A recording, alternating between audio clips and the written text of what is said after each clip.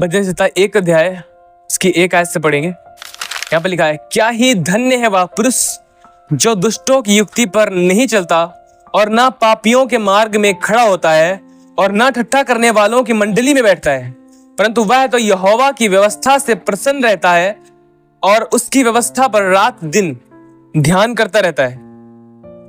वह उस वृक्ष के समान है जो बहती नालियों के किनारे लगाया गया है और अपनी ऋतु में फलता है, जिसके पत्ते कभी मुरझाते नहीं, इसलिए जो कुछ वह पुरुष करे वह सफल होता है। अब सभी ध्यान दें, यहां पर लिखा गया, क्या ही धन्य है वह पुरुष जो दुष्टों की युक्तियों पर नहीं चलता और ना ठट्ठा करने वालों की मंडली में बैठता है और ना पापियों के मार्ग में खड़ा होता है। अब सुनिए, वह व्यक्ति आशीषित है, वह व्यक्ति धन्य है जो दुष्टों की युक्तियों पर नहीं चलता। अब आपको पता है दुष्टों की युक्तियां कैसी होती हैं? वे शरीर के अनुसार उनकी युक्तियां होती हैं, उनकी युक्तियां आत्मा के अनुसार नहीं होती। और धन्य है वह व्यक्ति जो दुष्टों की युक्तियों के अनुसार नहीं चलता है और ना पापियों के मार्ग में खड़ा होता और ना ठट्ठा करने वालों की मंडली में बैठता है। हमारे लाइफ में फलवंत होने के लिए यह बहुत ज्यादा जरूरी है। वह व्यक्ति धन्य है जो दुष्टों की युक्ति को नहीं मानता है। दूसरे शब्दों में, जो दुष्टों की युक्ति नहीं मानता है। दुष्टों की युक्तियां चोरी, लड़ाई झगड़ा, व्यभिचार करना, तमाम प्रकार के बुरे कामों को करने के लिए बाइबल कहती है जो दुष्टों की युक्तियां हैं। और अगर कोई व्यक्ति ये सलाह नहीं मानता है वह धन्य है। जो पापियों के मार्ग में नहीं खड़ा होता वह धन्य है। आप पापियों का मार्ग जानते ही नहीं जानते? अगर पापियों के मार्ग में आप नहीं खड़े हैं तो आप फलवंत होंगे, उन सब जगहों से आप निकल पाएंगे। मैं ये बात नहीं कर रहा कि आप सिद्ध होंगे पूरी तरह से, नहीं। मैं कह रहा हूं आपके अंदर एक इच्छा है परमेश्वर के साथ चलने की, जो कुछ उसे पसंद है वह करने की, और इससे आप पूरी ताकत और पूरे बल से, पूरी सामर्थ्य से इसकी खोज में लगे हैं और इसे कर रहे हैं। और जब आप इसे कर रहे हैं, आप बिलीव करो, बाइबल आपको धन्य कहती है। Hallelujah, hallelujah. और जब हम कोशिश करते हैं, परमेश्वर हमारी सहायता करता है और हम इसलिए आगे बढ़ पाते हैं। क्या ही धन्य है वह पुरुष जो दुष्टों की युक्ति पर नहीं चलता, दुष्टों की सलाह को मानकर आगे नहीं बढ़ता। आपको पता है शैतान दुष्ट है और वह कितनी युक्तियां आपको देता है। एवरी डे, हर दिन आपको सलाह देता है। सही बता रहा हूं मैं, वो आपको हर दिन आपको सलाह देता है कि या कर, वह कर। देता नहीं देता? yes. हर दिन वो सलाह देता है। हर दिन वो सलाह देता है झूठ बोलने की, हर दिन वो सलाह देता है लड़ाई झगड़ा करने की, हर दिन वो सलाह देता है चुगली निंदा करने की, हर दिन वो सलाह देता है व्यभिचार की, हर दिन सलाह देता है नशे की, हर दिन ऐसे हर एक प्रकार के बुरे काम की वो सलाह देता है। पर कितने लोग हैं जो कहते हैं नहीं, मैं नहीं मानूंगा? वे धन्य है। हालेलुया। कितने लोग हैं जो कहते हैं कि नहीं, मैं ये सलाह नहीं मान सकता? वो आपको मुफ्त की सलाह देता है भैया, मुफ्त की। आप लेना नहीं चाहते हो, फिर भी मैं देना चाहता हूं। समझ रहे हैं आप? yes. आप लेना नहीं चाहते, फिर भी मैं दे रहा हूं। लो तो सही। पापियों के मार्ग में खड़ा नहीं होता, ठट्ठा करने वालों की मंडली में नहीं बैठता। अगर आप एक ऐसी मंडली में बैठते हैं जहां पर एक गंदा मजाक, गंदी बातें और तमाम प्रकार की बुरे बातों को मजाक बनाया जाता है, आप कल्पना कर सकते हैं कि वहां से कुछ पैदा होगा। हाँ, कुछ तो पैदा होगा। झाड़ियां, ऊंट कटारे, जो कुछ आपके हृदय में जाएगा, कान में जाएगा, वो आपके जीवन को उसी तरह से बनाता जाएगा। हालेलुया। जो संगति है वह आपके चरित्र का निर्माण करती है। इसीलिए तो लिखा गया है कि धन्य है वह व्यक्ति जो ठट्ठा करने वालों की मंडली में नहीं बैठता है और पापियों के मार्ग में खड़ा नहीं होता, पर वह एक काम करता है, दिन रात यहोवा की व्यवस्था पर ध्यान करता रहता है। दिन रात नहीं, सुबेरे सिर्फ शाम को नहीं, दिन और रात दोनों टाइम वह व्यवस्था पर ध्यान करता रहता है। और यही तो बात है जो हमें उस परमेश्वर के वचन के साथ, परमेश्वर की इच्छा के साथ जोड़कर रखती है। दिन रात परमेश्वर के वचन पर ध्यान करना, उस पर मनन करना। और यह वचन पर ध्यान करना, मनन करना सिर्फ सुनना और पढ़ना ही नहीं है, पर उसके अनुसार जीना है। अगर एक व्यक्ति पढ़ रहा है, एक व्यक्ति सुन रहा है, सब कुछ कर रहा है, लेकिन उसके अनुसार चल नहीं रहा, यह पक्की बात है कि वह उसकी व्यवस्था पर ध्यान नहीं कर रहा। अब मुझे बताओ, अगर एक व्यक्ति पढ़ रहा है और सुन भी रहा है, सब कुछ कर रहा है, लेकिन वह उसके अनुसार चल नहीं रहा, क्या वो असल में उस व्यवस्था का ध्यान कर रहा है? परमेश्वर के वचन का ध्यान कर रहा है? परमेश्वर की इच्छा का ध्यान कर रहा है? नहीं कर रहा। उसके लिए जरूरी है कि जो वचन सुन रहा है उसके अनुसार वह चले, तब वह उस व्यवस्था पर ध्यान दे रहा है। Hallelujah, hallelujah, hallelujah. उस व्यवस्था पर ध्यान करने का अर्थ है उस व्यवस्था के अनुसार चलना। हाँ, जरूरी है हम इसे पढ़ेंगे। अगर पढ़ेंगे नहीं, ये समझेंगे कैसे? पढ़ेंगे हम इसे तभी तो समझेंगे। और जो हमने पढ़ा, इसे समझा, फिर हमारे लिए जरूरी क्या है? चलना। दिन रात इस व्यवस्था की पुस्तक पर ध्यान करते रहना। यहोशू को परमेश्वर ने कहा, क्योंकि ऐसा ही करने से तेरे सब काम सफल होंगे और तू प्रभावशाली होगा, परमेश्वर ने कहा। Hallelujah, hallelujah. और आगे क्या लिखा है? वह उस वृक्ष के समान है जो बहती नालियों के किनारे लगाया गया है और अपनी ऋतु में फलता है। सुनिए, जो परमेश्वर की व्यवस्था पर ध्यान करता रहता है, जो दिन रात परमेश्वर की व्यवस्था पर ध्यान करता है और दुष्टों की युक्तियों पर नहीं चलता और ठट्ठा करने वालों की मंडली में बैठता, पापियों के मार्ग में खड़ा नहीं था, वह व्यवस्था की पुस्तक पर ध्यान करता रहता है, और फिर वह एक ऐसे वृक्ष के समान है जो बहती नालियों के किनारे लगाया गया है। हालेलुया। वह कैसा है? बहती नालियों के किनारे लगाया हुआ एक वृक्ष है। और मैंने आपको पहले क्या बताया था? पवित्र आत्मा एवरीडे एक व्यक्ति की जरूरत है। एवरीडे, हर दिन पानी की जरूरत है। और पानी जब नदी से बहता है, नाली से बहता है, वह एक दिन बहता है? हर दिन बहता है। और यहां पर जो नाली है, ये वास्तव में यहां पर नदियों का जिक्र किया गया है, नदी का, कि वह एक बहती हुई नदी के किनारे लगाया गया जहां पर वह फलवंत होता है। पर कब? अपने समय पर फलवंत होता है। यहां पर देखिए क्या लिखा है? वह अपने ऋतु में फलता है। उसका एक समय है फलवंत होने का। परमेश्वर के वचन को जब आप अपनी लाइफ में बोते हैं और उससे जुड़ जाते हैं, फिर क्या होता है कि आपकी लाइफ को परमेश्वर का वचन अपने टाइम पर धीरे धीरे धीरे धीरे फलवंत करता है। हालेलुया। वह अपने समय पर फलवंत होता है और समय पर फल लाता है। उसके पत्ते कभी नहीं मुरझाते। हालेलुया। उसके पत्ते कभी नहीं मुरझाते। लेकिन अगर किसी ऐसे पेड़ को जिसको पानी ना मिल रहा हो, फिर क्या होता है? सूखता ही है, सूखता है ना। वह पेड़ सूखता है क्योंकि उसको पानी नहीं मिल रहा है। लेकिन अगर उसको लगातार पानी मिलता रहे, वह सूखेगा नहीं। समझ रहे आप? परमेश्वर के वचन को आपकी लाइफ में होना अच्छी भूमि पर, और वह वचन जब आपकी लाइफ में बोया गया, उसके बाद आपको पानी की जरूरत है ताकि वह फलवंत हो। और वह पानी पवित्र आत्मा की भरपूरी है। हालेलुया। पवित्र आत्मा की भरपूरी है। और पवित्र आत्मा की भरपूरी आप तभी प्राप्त कर सकते हैं जब आप परमेश्वर के साथ संगति करें, उसके साथ चलें, उसके साथ प्रार्थना में समय गुजारें, वचन पढ़ने में समय गुजारें, फास्टिंग में समय गुजारें। आप परमेश्वर की आत्मा की भरपूरी हो पाएंगे अपनी लाइफ में। तब ही आप परमेश्वर के वचन को अपनी लाइफ में फलवंत होता हुआ देख पाएंगे। तब,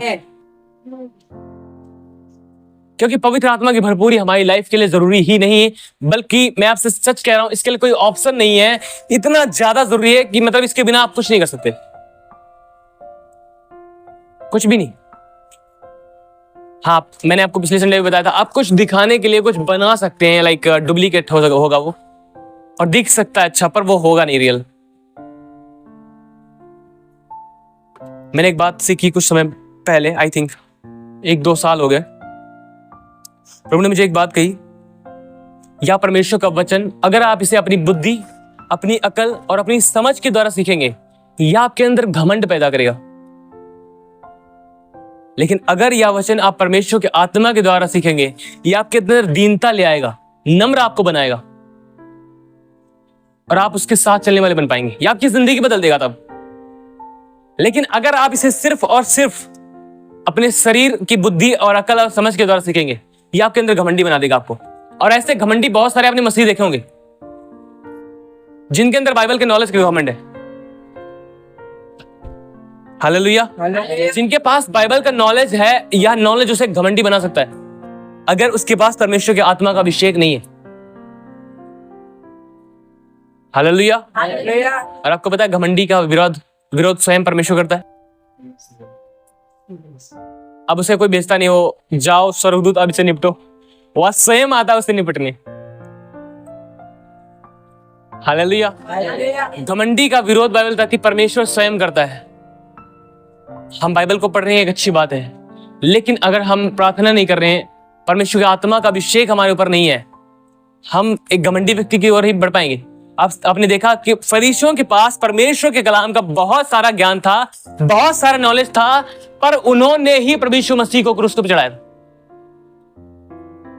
देखा आपने, उनके पास बाइबल का नॉलेज था, लेकिन उन्होंने प्रभु यीशु मसीह को क्रूस पर चढ़ा दिया।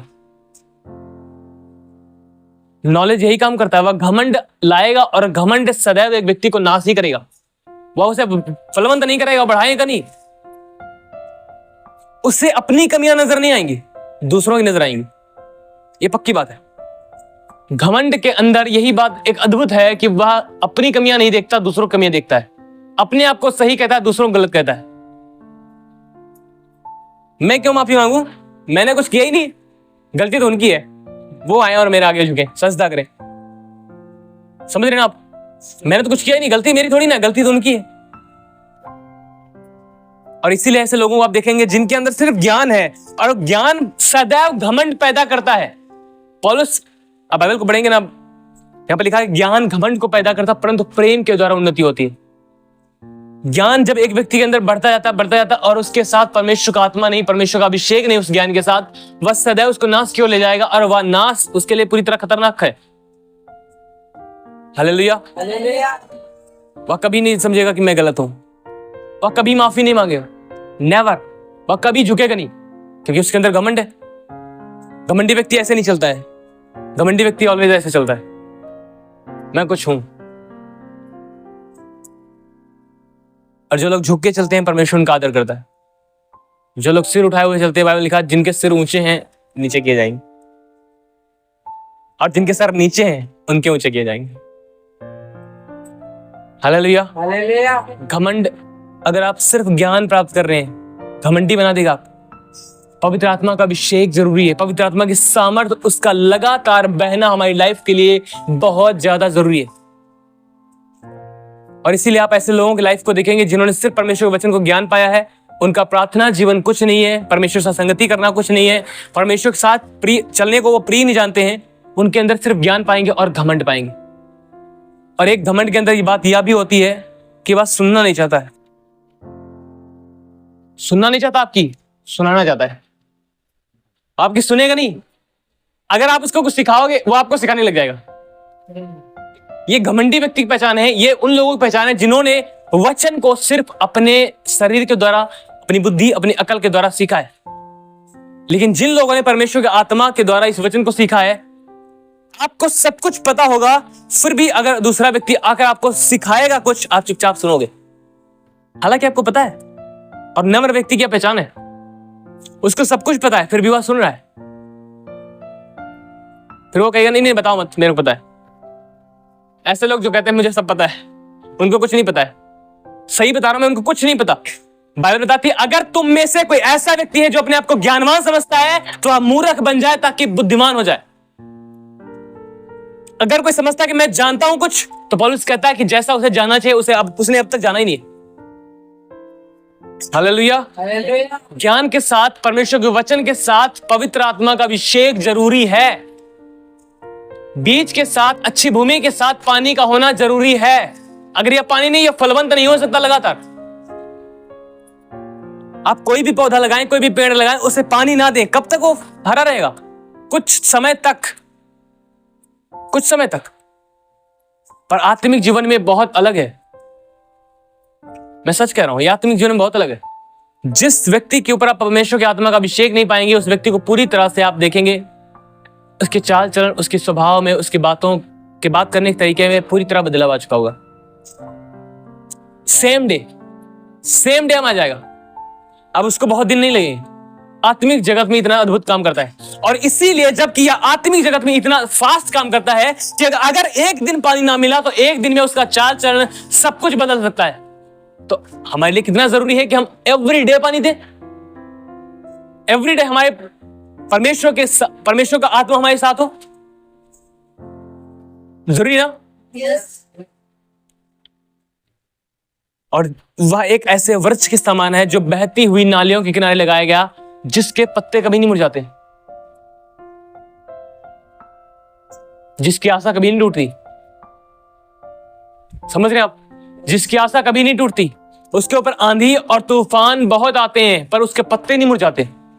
उसके ऊपर बीमारियां, समस्याएं, तकलीफें, उसको लोगों के द्वारा निंदा सहना पड़ता है, सब कुछ आता है, लेकिन उसके पत्ते नहीं मुरझाते, उसकी आशा नहीं टूटती। वह सदैव कहता है कि मैं, परमेश्वर ने मुझे एक ऐसी नदी के किनारे लगाया है जो सदा तक मेरे साथ चल रही है, और इसलिए मैं फलवंत होऊंगा, अपने समय पर मैं फलवंत होऊंगा। वे आशा नहीं तोड़ते, वे कहते हैं मैं अपने समय पर फलवंत होऊंगा। मैंने आपको बताया था, जो बीज अच्छी भूमि पर बोएगा वह भले और उत्तम मन में संभाले रहता है और धीरज के साथ फल लाता है। यही वह काम है जब वचन हमारे हृदय में होता है और हम उससे जुड़े होते हैं, फिर हम धीरज धरते हैं। हर बात में हम धीरज धरते हैं, हम हर बात में धीरज धरते हैं, और हम देखते हैं कि यह वचन जब हम धीरज धरते हैं, यह पक्की बात है, जब हम धीरज रख रहे हैं, परमेश्वर का वचन एक दिन फलवंत होगा, वह फल लेकर आएगा। तो जिस दिन से परमेश्वर का आत्मा एक व्यक्ति के जीवन में आता है और उसके जीवन से बहना आरंभ होता है, सेम डे से उसकी लाइफ बदल जाती है। सेम डे से। हालेलुया।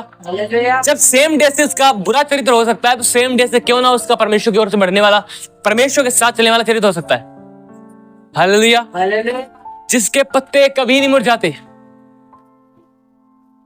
और आगे एक बात और लिखी गई, इसलिए जो कुछ वह पुरुष करे वह सफल होता है। सभी ध्यान दें सामने, सभी। इसलिए जो कुछ वह पुरुष करे वह सफल होता है। सफल मीन्स फलवंत होना, सक्सेसफुल होना, फलवंत होना। इसलिए वह जो कुछ करता है उसमें वह फलवंत होता है, वह सक्सेसफुल होता है, वह हारा हुआ नहीं होता है, वह जीत हासिल करता है। क्यों? वह एक बहती हुई नाली के किनारे लगाया गया है, वह एक पौधे के समान है। हम मसीह में एक पौधे के समान लगाए गए हैं, और हमें, आपको पता है, एक पौधा अगर लगाया गया तो पौधा ही नहीं रहता है, वह बढ़कर पेड़ बनता है और पेड़ से फल तक आता है, और फल अपने आप में सीमित नहीं होते, ये बहुतों तक पहुंचते फिर, है ना? फल अपने आप में सीमित रहते हैं। अमरूद अगर लगता है तो अमरूद ही खा लेता है, लगाने वाला खाता है ना। हमें लगाने वाला कौन है? परमेश्वर। और हम, वो चाहता है कि हमारे अंदर जो फल है वह सब लोगों तक पहुंचे। Hallelujah, hallelujah. इसलिए जो कुछ वह पुरुष करे वह उसमें फलवंत होता है, वह उसमें सफल होता है। हालेलुया। आप समझ सकते हैं कितना जरूरी है पवित्र आत्मा की भरपूरी, पवित्र आत्मा की अगुवाई में चलना। हालेलुया।